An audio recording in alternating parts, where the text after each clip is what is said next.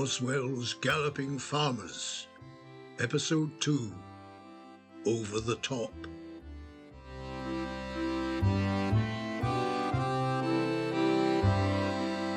"60 years it's been. I can't quite believe it myself. You live your life, you think it's all behind you, but it's still there, inside you. The sights, the sounds, and the smell of it all. Aye, the smells. I've read a lot about it, the Gallipoli campaign. I've never found anything that tells the story of what it was like for the ordinary ranker. I just think it's time somebody told that story.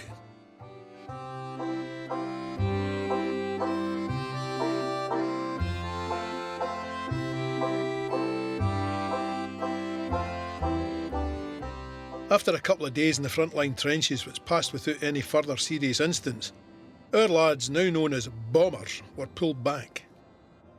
We were formed into squads and were sent forward again to the bomb saps. These saps were covered trenches, passages really, which were dug to get us closer to the Turks' trenches, hopefully without them knowing we were there. I was new Lance Corporal in charge of B Squadron bombers. My squad found ourselves in a deeply dug sap with a good few overhead traverses, which were there to cover our movements to and from the trenches, which were really needed because the Turks had higher ground, with built-up earthworks in front of us. Our sap was just to the east side of where two dried-up river gullies, known as nullahs, met up. The east and west Krithia nullahs they were called. The Turkish position was at the point between the two nullahs, and from up there they could see most of what was going on in our trenches, and they were able to rake the trenches on our right with end-to-end machine gun and rifle fire. They didn't have it all their own way though. Some of their mates weren't so lucky. The nearest Turkish trenches to us were about 40 yards away to our right, just below us on the slope on the east side of the nullah. They were our target, and we spent our time chucking the bombs as close to them as we could manage. The bombs we used were like cricket balls, and since we went through a fair number, we took turns going back down to the ammunition stores every day to bring up replacements. Always a tense job, since we were moving about in the trenches both ways. I had a Turkish sniper have a go at me on a few occasions. On a visit to the stores, I spotted a couple of bomb catapults in the stores and asked the NCO about them. Turned out nobody wanted them. No surprising, they had a bad reputation. They just looked like an overgrown version of the catapults we used to make in school to try and hit rabbits with. A wooden Y-frame with strong elastic that you wound back with a ratchet and a canvas pouch that you sat the bomb in.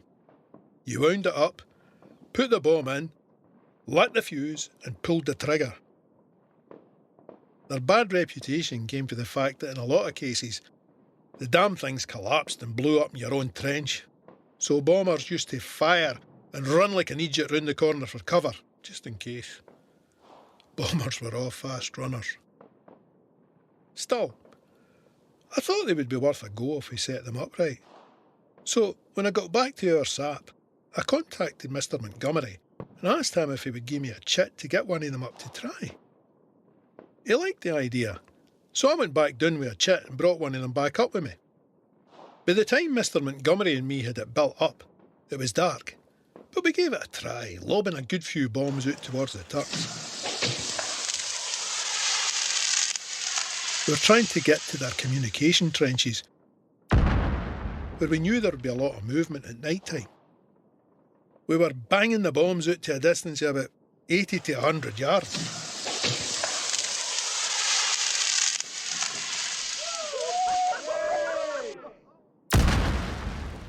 The bombs had burning fuses, so they left a long trail of sparks behind them in the dark that you could see for a good distance. Next morning, Archie Kerr went down to the stores to replenish our bomb supplies. Who the hell was shotting those bombs last night? That, lads, with the mighty boys of the Ayrshire You Yeomanry. farmer boys have got some arms on you. You're welcome, lads. You want something flung? Get an earshot, boy. Aye, well done, Give boys. him a pacing all right. Good man, well done. Thanks, lads. With a fresh supply, we started up again, and for the next few days, we used that catapult constantly on anything that fell within our new range of about 100 yards. The communication trenches and junctions in our range got hammered, but our favourite target was lobbing bombs on top of the higher ground where the Turks had the machine gun posts that were spraying our frontline trenches. After 3 days of catapulting, I was just about to take over firing duties in the afternoon when a young Cosby runner came looking for me with a message from Mr. Montgomery. He wrote that Brigadier General Cole, the brigade commander, had heard about our exploits with the catapult and was going to be watching us for an observation post at 9 o'clock the next morning.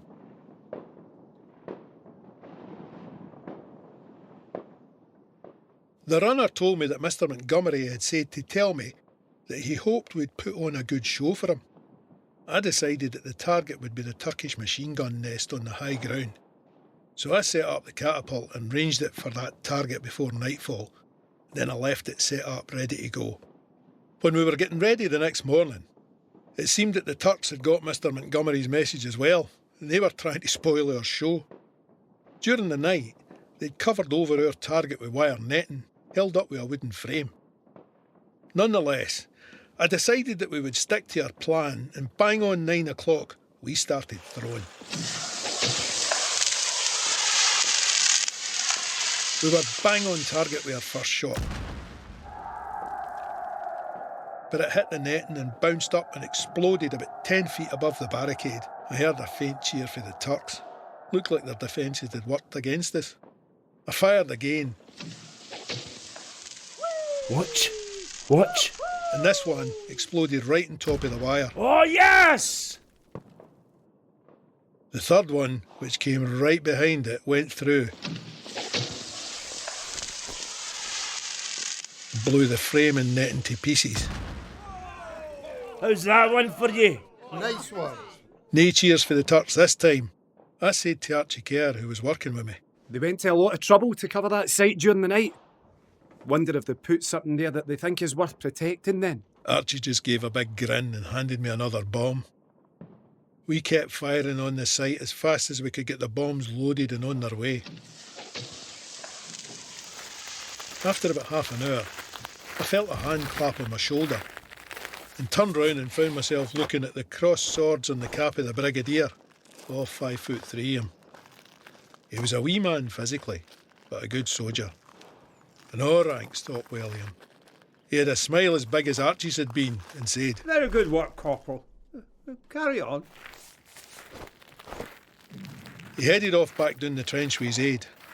Mr. Montgomery, following, turned round and flashed us a smile and a thumbs up.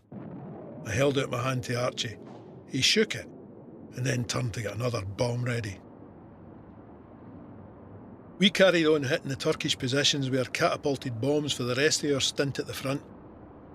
On the day before we were due to be relieved, we were firing away with it as usual. Our four-man team were well practised by this point.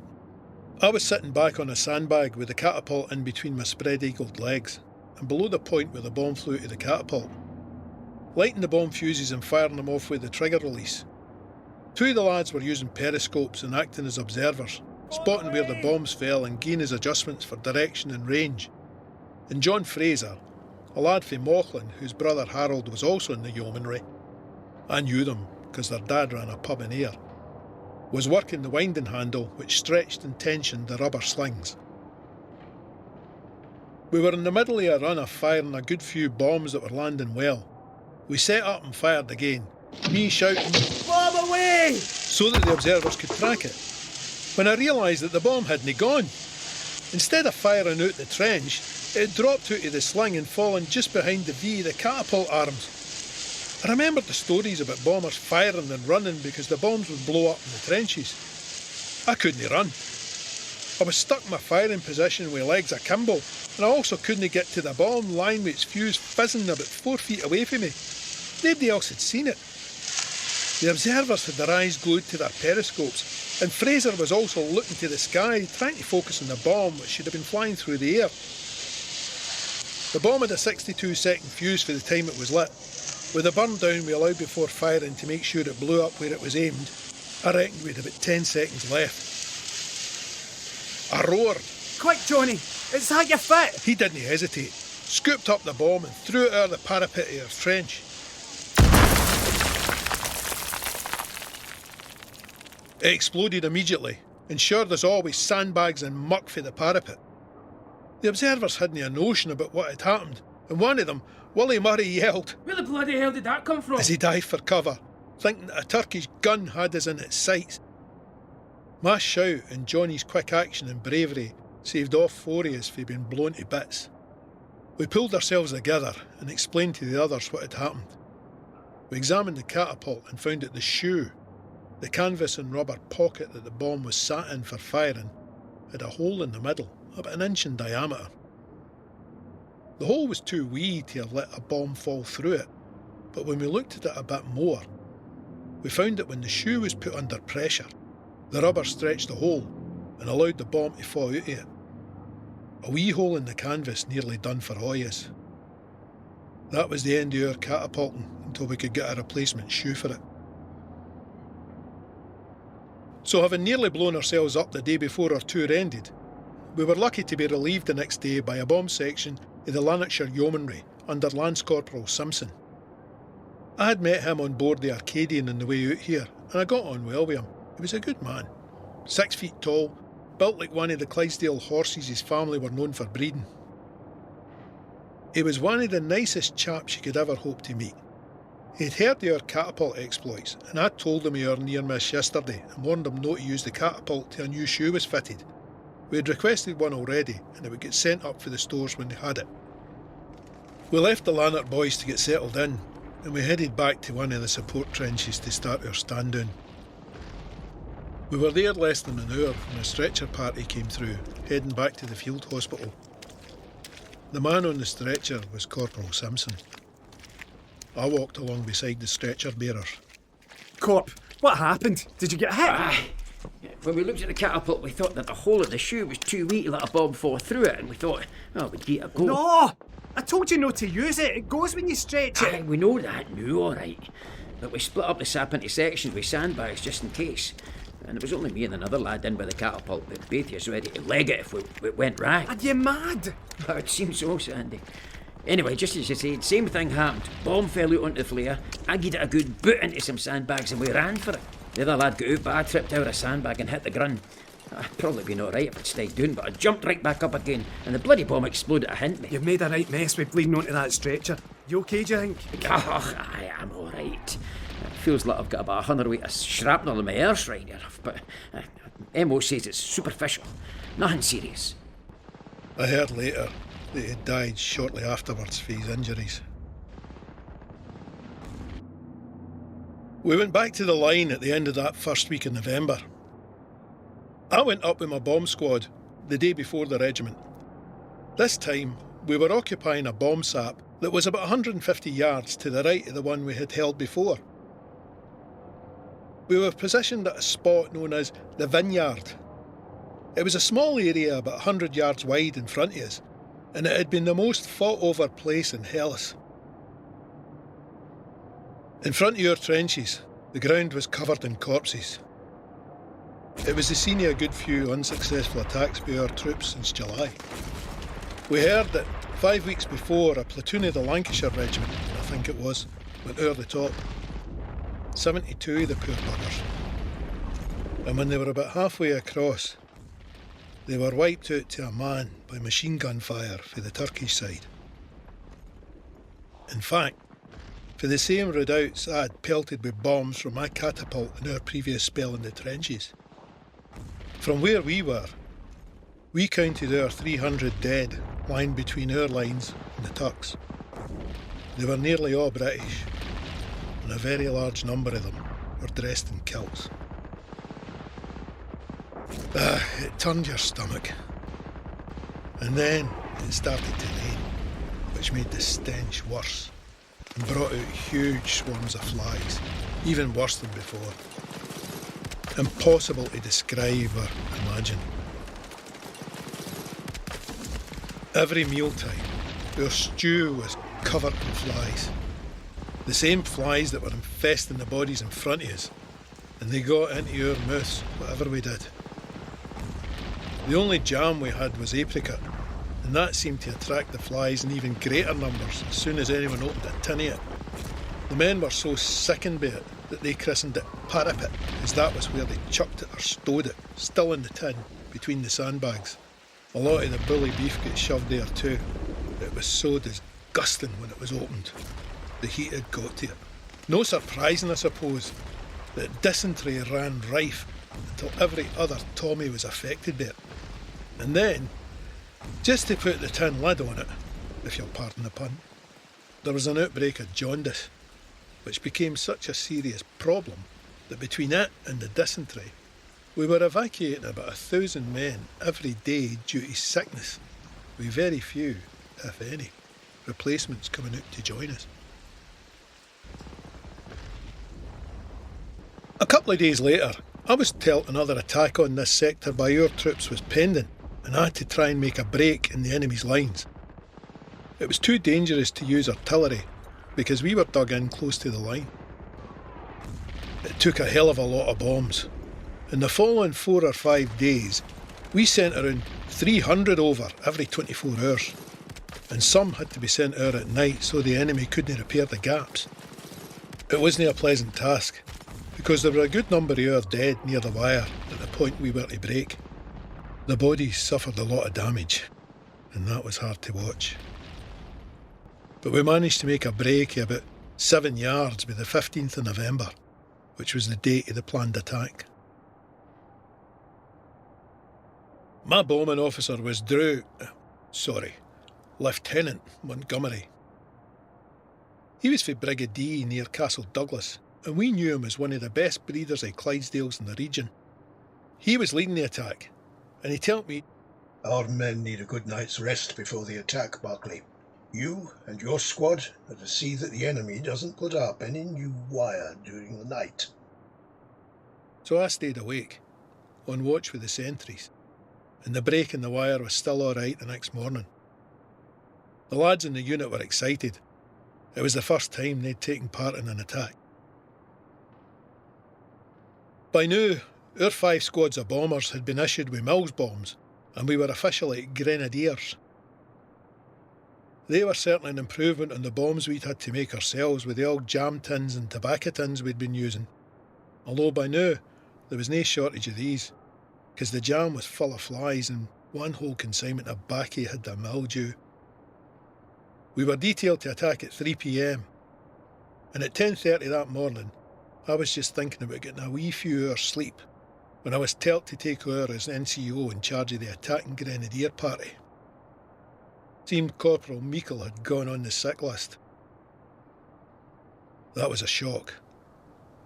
All the earlier attacks on this position had resulted in a lot of casualties, and it was thought that this wouldn't be any different. The evidence, the bodies, were all around us. I never knew why they picked on me.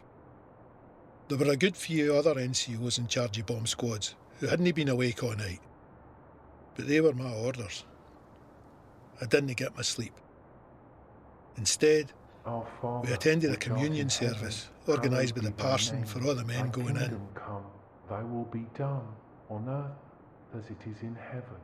And then I had to be briefed on the plan of attack, what I was expected to do, and get to know my new squad of grenadiers.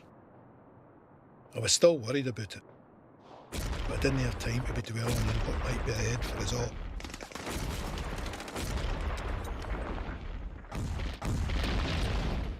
The Stand To order came at 2:30 p.m, and we took up our positions in the firing bays immediately to the right of our bomb sap. The plan for our squad was to attack the enemy trench on our front and then turn left and clear the Turks out of the trench downhill towards the bed of the stream to within 25 yards of it. Lieutenant Montgomery was to lead with half of our 20 attackers with fixed bayonets. I was to follow with the rest as soon as his men were clear of the trench. My men and myself were loaded with 12 sandbags fixed under our equipment. Every second man carried a shovel, the others had picks, and all of us had a waistcoat on carrying 6 Mills grenades. We also carried a box of cricket ball bombs in one hand and a canvas carrier containing 12 Mills grenades in the other. Our rifles, with bayonets fixed, were slung out our shooters. Listen, lads, when that whistle blows, you just run like the devil himself is after you. No stopping, just run. Aye, till they put a bullet into you. Aye, there's a chance of that, but till the day, you just keep running. If any of us go down, you don't stop to look or to help, or you'll be down there too. Just keep running, alright? Well, what would they if we get there and they hadn't cleared the trench? What if there's still Turks in it? Jump in and tap at them and start laying about you with everything you've got. Bayonet, rifle, fists, anything that comes to hand. If you stay at the trench, you're a sitting duck. If you're in it, we can give anyone in there a hiding. The attack was to be made at 3 p.m, 10 seconds after the explosion of a mine, which was to be set off about 100 yards to our right. It would go off in front of one of the other 2 squads of grenadiers from the Scottish Rifles, who were attacking at intervals of about 70 yards on our right. The mine had been put in position by tunnellers. They had tunnelled out under no man's land and placed the mine as near to the Turkish lines as possible. The mine went off and the attack started.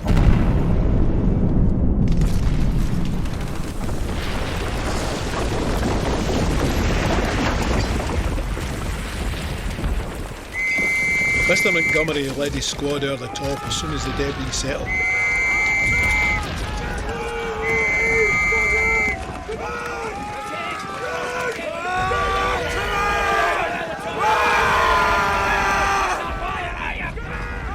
And I was to go out after 10 seconds, giving Mr. Montgomery's party time to clear the trench opposite. Sergeant Dick Frew, a butcher for Ayr, was our self-appointed, and as it turned out, pretty bad timekeeper, started counting as soon as the bayonet party went out. 7, 6, 5. You're going 4, too fast. 3, You're going too fast. 1. Right, lads, here we go. We're ready.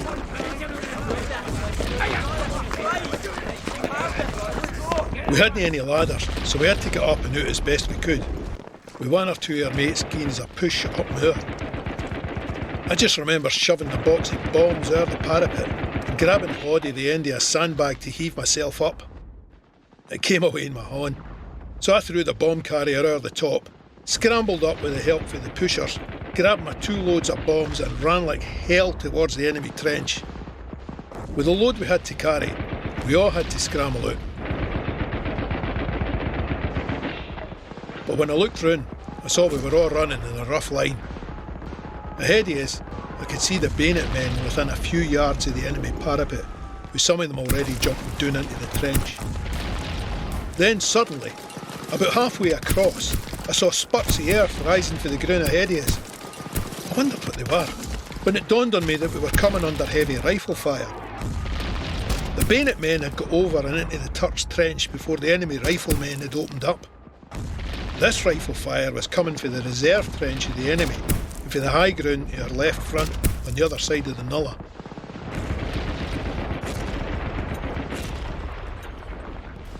Thanks to Sergeant Frew and his rotten count, we got over without anyone being hit. If he'd allowed the proper 10 seconds to go by before sending us out, we would probably have come under fire as soon as we had left our trench and had to face a much heavier fire before we got across, if we got across at all. When we did get across to the enemy trench, it was empty, except for 1 Turk who was just getting out of sight as fast as his legs could carry him. The bayonet party went left to their objective, and I turned right with 5 of my men. We went along to the second firing bay and erected a barricade, where we waited for the men of the Scottish Rifles, who'd been attacking on that side of us, to contact us. They took over from me about 2 hours later, just as it was getting dark, and we went back along the trench and reported to Mr. Montgomery. It had also gone all right with him and his party. They'd put up their barricade, and were waiting until dark to erect some kind of overhead traverse to stop the enemy firing down into the trench from across the nullah. After about 2 hours, once we got the overheads in place, Mr. Montgomery went to make contact with the Scottish rifle bombers on our right. He came back to tell us that things weren't too good there, but he instructed me to take over until he got back.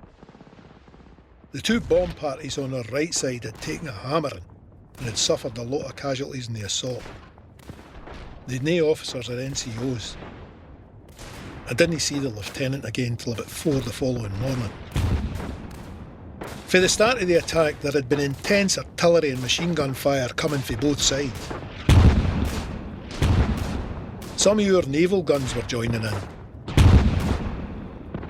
pounding the Turkish back zones and communications, and all 32 of your brigade machine guns had been firing away since the start of your attack. The enemy was throwing everything he could at us, and the noise was indescribable.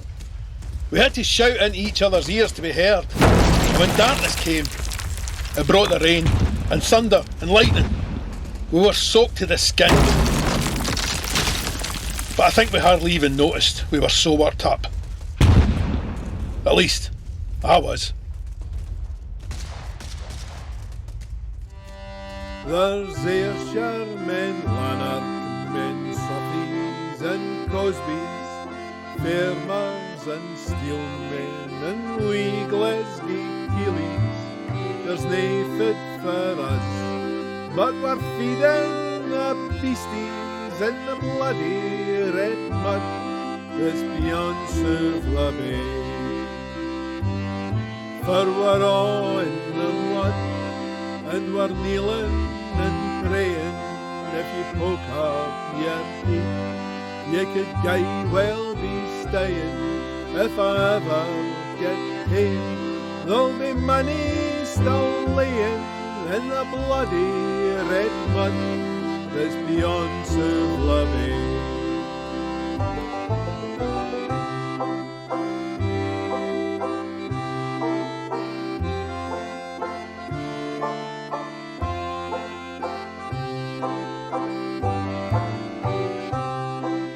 In Boswell'S Galloping Farmers, Sandy Barclay was played by Martin Gallagher and young Sandy by Lorenzo Novani. Mark Coleman was Lieutenant Montgomery. The men and officers were played by Taylor E. Blades, Kenny Burnham, Graham Cobb, Robert Donaldson, Ewan Galbraith, Fraser Kirkland, Graham Corn, Ian McAleese, Derek Crawford Munn and William M. Watson. The song, The Gallipoli Waltz, was composed and performed by Martin Gallagher. The music was arranged and performed by David Simpson. Boswell'S Galloping Farmers was based on the memoir of Sandy Barclay, edited by Rob Close and William M. Watson. The play was written by Jill Corn and Martin Gallagher. Our sound engineers were John Boyd, recording at the Hospital Broadcasting Studios, Glasgow, and Terry Merrick at Origin Studio, Dublin. Sound design was by John Boyd.